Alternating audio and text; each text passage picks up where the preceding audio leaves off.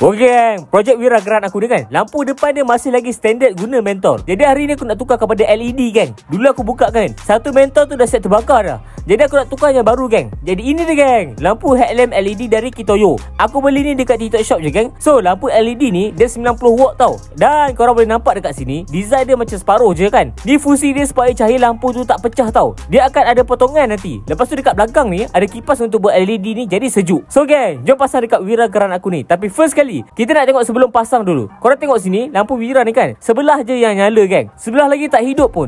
Mungkin sebab mentol yang terbakar tu. Dan sekarang ni aku nak tukar kepada LED Kitoyo ni. First kali aku kena buka mentol yang lama yang dah terbakar ni. Senang saja gang. Cabutkan soket, cabutkan getah dia, dan buka klip mentol tu. Senang saja. Dan ini dia yang terbakar tu. Lepas tu LED ni kan, korang kena cabutkan dulu kipas belakang dia ni, supaya senang untuk pasang. Settle tu korang masukkan je ikut bentuk kaki dia. Lepas tu pasang balik kipas dia tu. Dan korang pasang je kabel-kabel dia semula. Siap dah gang. Mantap. So buat dekat lagi sebelah lagi. Korang boleh tengok dekat dalam headlamp ni sudah ada warna kebiru-biruan. Dan jom kita try test. Okay gang, the moment of truth. Full lama gang. Korang tengok tu, memang cerah gang. Kalau tengok dari depan, memang cerah putih sebab aku pilih 6500K punya gang. Korang nampak tak tu? Dia punya cahaya tu tak pecah tau. Tapi susun cantik je. Ada limit tau dekat situ. Dia ada garisan dia. Dia ada potong dekat situ. LED Kitoyo ni memang tak menyilaukan pengguna yang lain tau. Alright, korang ingat tak kipas tadi tu? Ha, tu dia gang. Ada dekat situ tengah menyejukkan LED tu. Memang function teruk. Dan ini rupa dia kalau korang bagi high beam. Oh, memang nice. Aku memang puas hati dengan upgrade lampu headlamp ni. Wira aku dah bertambah style dah guna lampu putih. So gang, kalau korang berminat nak beli LED Kitoyo ni, boleh tekan back kuning sekarang.